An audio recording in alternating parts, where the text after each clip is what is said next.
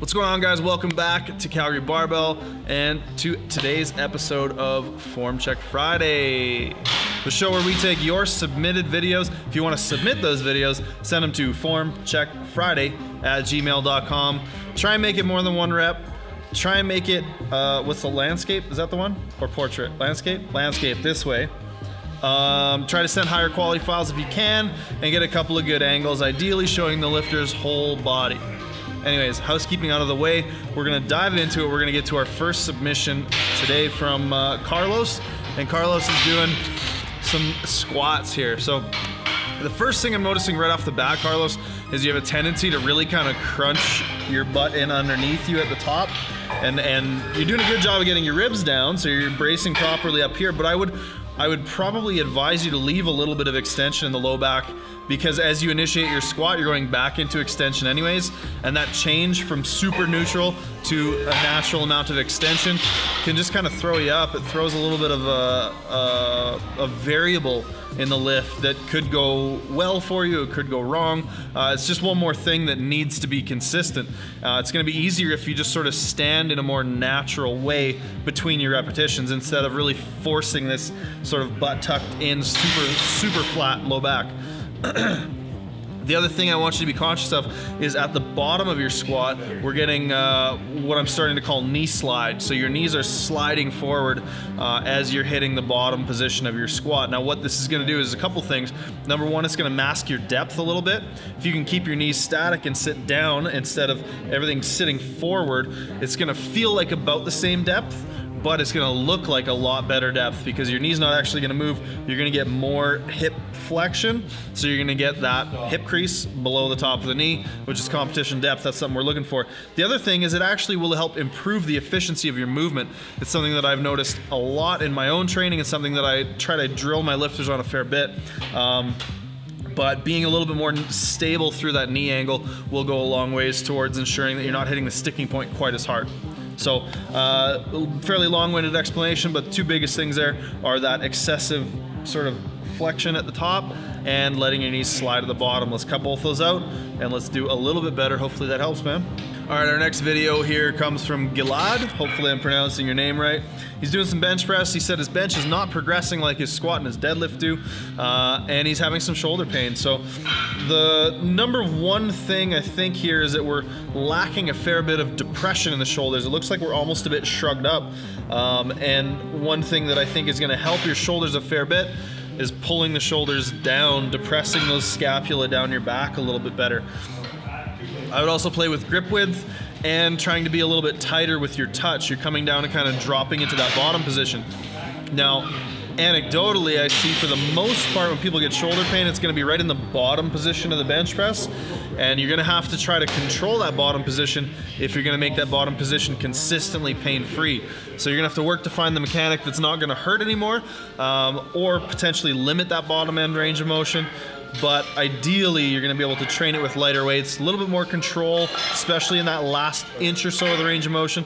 Think about very controlled touch just to your t-shirt as opposed to coming down and kind of thumping into your chest. So depress those shoulder blades, touch a little lighter, and hopefully that clears things up for you, man. Our next submission is from Ethan, and Ethan is doing some squats. So a couple of things here, Ethan. Number one, you said that it looks like your knees are traveling a little bit too far, or sorry, that your knees aren't traveling enough. I would say that your knees are traveling a fine amount. The biggest things here, I think, are gonna be getting those elbows into a bit of a better position. Right now, they're very much behind you. I think that if you can pull them down just a little bit, even if they just come down as you tilt your torso, generally speaking, in the bottom of the squat, we want the elbows in line with the torso. Even myself, when I stand up, my elbows come out, yes, a little bit behind me, but your elbows are here, and in the bottom of the squat, still behind the torso a little bit, which is gonna put some sort of anterior translation in the shoulders and potentially put you in a little bit less of an ideal position in your bottom. The other thing that I'm seeing is depth isn't there, so I think you need to work on basically just getting a little bit deeper. without obviously bottoming out. You said you had a problem before with going too deep, getting too loose, etc. So finding that ideal depth just takes a lot of practice. So a little bit deeper, and let's try to pull those elbows in line with the trunk especially, and even if only at the bottom of the squat. All right, now our next submission here comes from Cornelia. Hopefully, again, I'm pronouncing that right.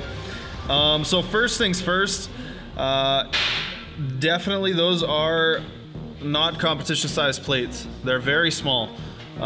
So unless this dude's just gigantic, but I don't think that's the case.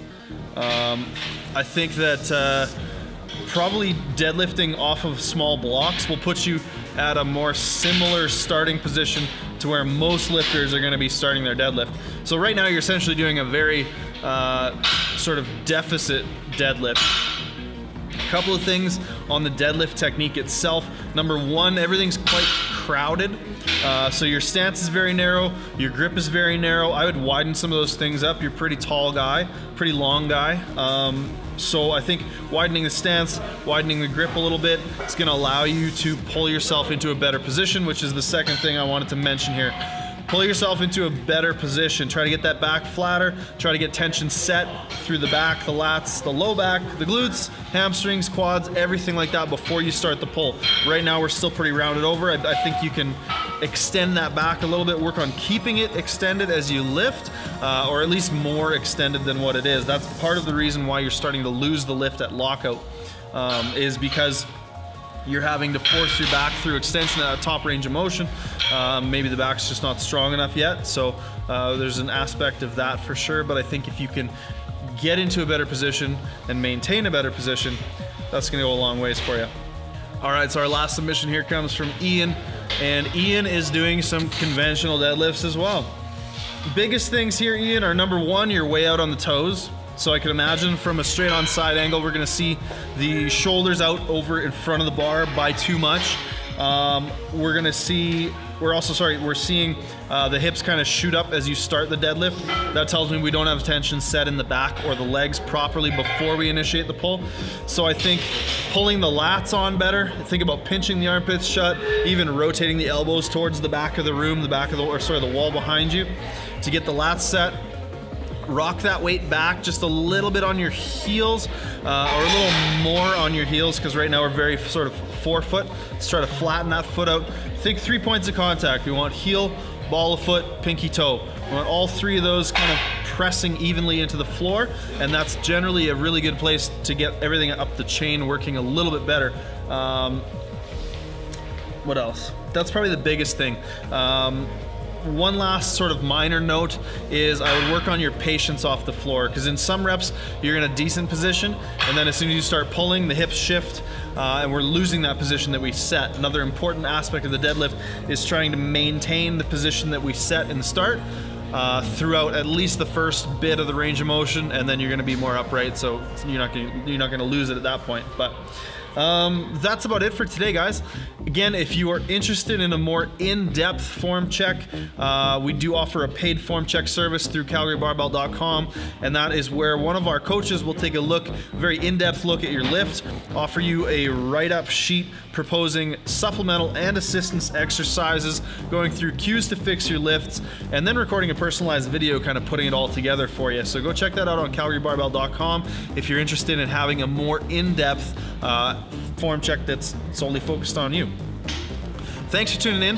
If you guys like the threads I'm wearing, keep an eye on our calgarybarbell.com store. We're going to be releasing some new apparel right away. Thank you for tuning in, guys. We'll see you in the next one.